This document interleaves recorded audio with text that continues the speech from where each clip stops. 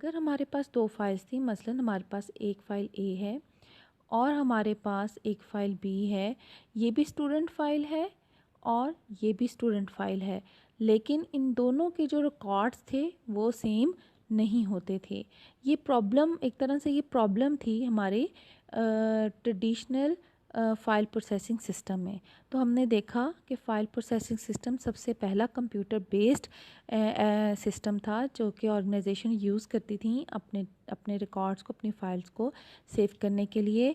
और हमारा जो ट्रेडिशनल फ़ाइल प्रोसेसिंग सिस्टम था, ये किस जहाँ पे स्टोर होता था, किसी टेप और डिस्क पे स्टोर होता था। और इसमें हर ऑर्गेनाइजेशन जो है अपने हर डिपार्टमेंट की अलग फ़ाइल होती थी और ये फ़ाइल जो थे स्पेशली सिर्फ अपनी ही एप्लीकेशन में चल सकती थी। तो अब हम देखते हैं कि जो ट्रेडिशनल फ़ाइल सिस्टम था, तो देखें स्टूडेंट, जो हमारा ट्रेडिशनल फ़ाइल सिस्टम था इसके बाद ही हमारे पास जो है वो डेटाबेस आती है। क्यों डेटाबेस आई? क्योंकि ट्रेडिशनल फ़ाइल सिस्टम में कई तरह की प्रॉब्लम्स थी। इन प्रॉब्लम्स को दूर करने के लिए ही डेटाबेस बनाई गई।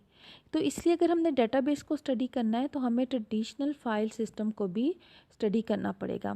तो हम देखते हैं जो एक ट्रेडिशनल फ़ाइल अप्रोच थी या एक ट्रेडिशनल फ़ाइल सिस्टम था, उसके अंदर क्या क्या प्रॉब्लम थी।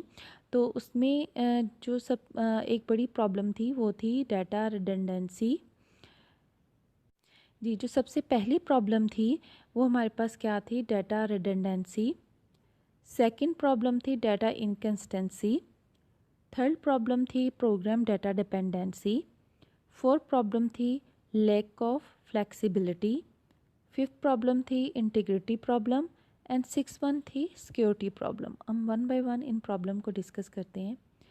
तो स्टूडेंट, सबसे ज़्यादा जो प्रॉब्लम हमें फेस करनी पड़ी, जी, डाटा रिडंडेंसी सबसे मेन प्रॉब्लम हमें पेश आती है ट्रेडिशनल फाइल सिस्टम में।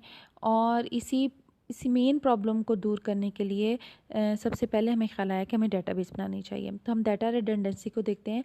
इन file processing system the same data may be duplicated in several file. जी, अगर हम सिंपल वर्ड में देखें तो duplication of data is called redundancy. ठीक है, डुप्लीकेशन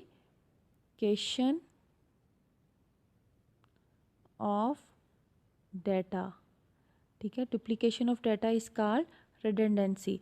यानी डुप्लीकेशन का क्या मतलब होता है? डुप्लीकेशन का मतलब होता है डुप्लीकेट कर देना, कॉपी होना। तो आपका डाटा एक या एक से ज़्यादा टाइम जो है वो डुप्लीकेट यानी डबल हो रहा होता है डाटा रिडंडेंसी में। तो इसे हम कहते हैं डाटा रिडंडेंसी। यानी फ़ाइल प्रोसेसिंग सिस्टम में सेम डाटा जो है वो डुप्लीकेट हो जाता था, इसलिए और इस प्रॉब्लम को हमने डाटा रिडंडेंसी का नाम दिया। फॉर एग्ज़ाम्पल, हमारे पास एक स्टूडेंट फ़ाइल है और हमारे पास एक लाइब्रेरी फ़ाइल है।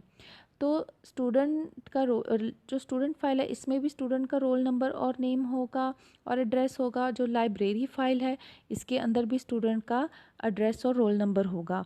तो अब स्टूडेंट का नेम और रोल नंबर और एड्रेस दो जगह रिपीट हो रहा है, एक स्टूडेंट फ़ाइल में भी और एक लाइब्रेरी फ़ाइल में भी। तो इसे हम क्या कहते हैं? इसको हम कहते हैं डाटा रिडंडेंसी। और इस डाटा रिडंडेंसी की वजह से हमें क्या प्रॉब्लम फेस करनी पड़ती थी कि हमें ज़्यादा स्टोरेज की ज़रूरत होती थी, क्योंकि हमारा जो डाटा था वो दो जगह पड़ा होता था। तो अब हम एक दफ़ा यहाँ से भी रीड करके देख लेते हैं कि there are two file, student and library file. The file student contain the data, roll number, name, address and telephone numbers and detail of other student in a college. And the file library, जो library की file है उसमें भी roll number होता है, name of those student, उन student का जिन्होंने लाइब्रेरी से बुक लेनी होती है, इशू करानी होती है। तो इस तरह स्टूडेंट का जो रोल नंबर है और जो नेम है वो लाइब्रेरी फ़ाइल में भी रिपीट हो रहा है और स्टूडेंट फ़ाइल में भी। और इसको हमने क्या नाम दिया? Data redundancy.